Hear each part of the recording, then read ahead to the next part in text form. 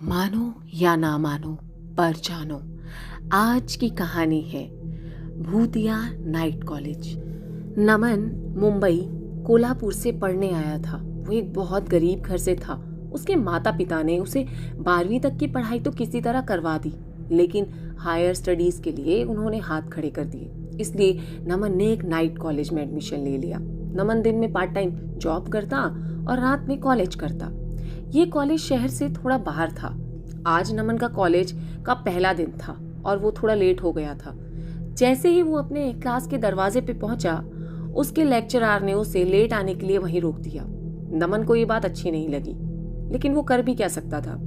थोड़ी देर में लेक्चर खत्म हुआ, वो क्लास में एंटर हुआ। यही निवेदिता से उसकी पहली मुलाकात हुई। उन दोनों में अच्छी दोस्ती हो गई थी। निवेदिता भी मिडिल क्लास फैमिली से आती थी। उसके पिताजी बैटरी रिक्शा चलाते थे। वो अपनी फैमिली की मदद करने के लिए एक होटल में काम करती थी, इसलिए वो भी नाइट कॉलेज में पढ़ने आई थी। एक बात जो नमन और निवेदिता ने नोट की वो ये कि यहाँ कोई भी किसी से बात नहीं करता था। पूरे कॉलेज में सिर्फ और सिर्फ एक ही क्लास लगती थी और लेक्चर भी सिर्फ एक ही सर लेते थे। 2-3 दिन तो सब ठीक रहा, लेकिन चौथे दिन निवेदिता ने ये बात नमन को कही। नमन ने भी ये बात नोट की थी, तो उसने भी हाँ में हाँ मिलाई, लेकिन उनके कुछ समझ में नहीं आ रहा था। 5वें दिन निवेदिता को क्लास में वॉशरूम आ गया, तो वह पूछकर वॉशरूम चली गई। वो कॉरिडोर में वॉशरूम जा ही रही थी, तब सारी लाइटें अचानक से फ्लिकर करने लगी। जहां वॉशरूम था उससे पहले प्रिंसिपल ऑफिस आता था, जिस पर ताला लगा हुआ था। प्रिंसिपल ऑफिस के बिल्कुल सामने एक फोटो हार चढ़ी हुई लगी थी। निवेदिता रुककर उसे देखने लगी। जैसे ही उस पर निवेदिता की नजर गई, उसके पैरों के नीचे से तो जमीन ही निकल गई। ये तो उसी लेक्चरर की फोटो थी जो उस वक्त क्लास ले रहे थे। निवेदिता को तो बुरी तरह पसीना आने लगा। वो चुपचाप क्लास में वापस जाकर बैठ गई। 10 मिनट बाद उनकी छुट्टी हो गई। उसने ये सारी बात नमन को बताई। नमन भूत प्रेतों पे विश्वास तो करता नहीं था, तो निवेदिता से कहने लगा, अरे भूत प्रेत कुछ नहीं होते। निवेदिता ने साफ साफ कहा कि वो कल से कॉलेज बिल्कुल नहीं आएगी। उसने नमन को भी कॉलेज जाने से साफ साफ मना किया, पर नमन नहीं माना। अगली रात निवेदिता को नमन की बहुत चिंता होने लगी। उसने फोन उठाया और नमन को फोन मिलाया, लेकिन वो नॉट रीचेबल जा रहा था। अब निवेदिता को नमन की चिंता और ज्यादा सताने लगी। उसने अपने पापा और भाई को सब कुछ बताया। उसके पिताजी अपने भाई और बेटे निवेदिता को साथ लेकर कॉलेज की तरफ चल पड़े।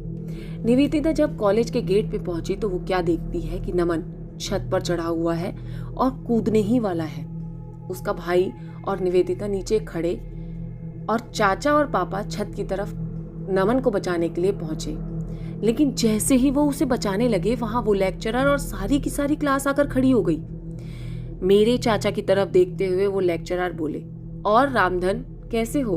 बहुत साल बाद याद आई हमारी, इतनी देर कर दी यहाँ आने में। ये नाम सुनते ही मेरे चाचा के तो पसीने छूटने लगे। निवेदिता के पापा भी अपने भाई को घूर कर देखने लगे। अचानक वहां से वो लेक्चरर, सारी क्लास और मेरे चाचा गायब हो गए। चारों तरफ एक खामोश सा सन्नाटा फैल गया। नमन वहीं बेहोश होकर गिर गया। निवेदिता और उसका भाई भी दौड़कर छत तक पहुंच गए। दरअसल निवेदिता के चाचा बहुत पहले एक कॉलेज में ड्राइवर का काम किया करते थे। वो कॉलेज शहर में ही था।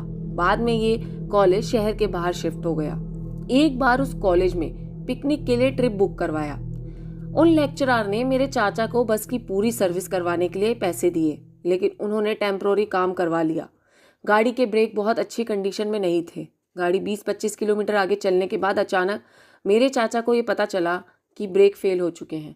उन्होंने अपनी जान तो गाड़ी से कूदकर बचा ली, लेकिन बाकियों को मरने के लिए उस गाड़ी में ही छोड़ दिया। थोड़ी दूर जाकर गाड़ी का एक्सीडेंट हो गया और गाड़ी में आग लग गई। बस वही लोग थे जो मेरे चाचा को ढूंढते हुए रोज वहां रहते थे। उस दिन के बाद वहां कोई नजर नहीं आया। धन्यवाद। आपको ये चैनल कैसा लगता है, प्लीज़ मुझे बताएं। मेरे चैनल को सब्सक्राइब करें, लाइक, शेयर और कमेंट करें।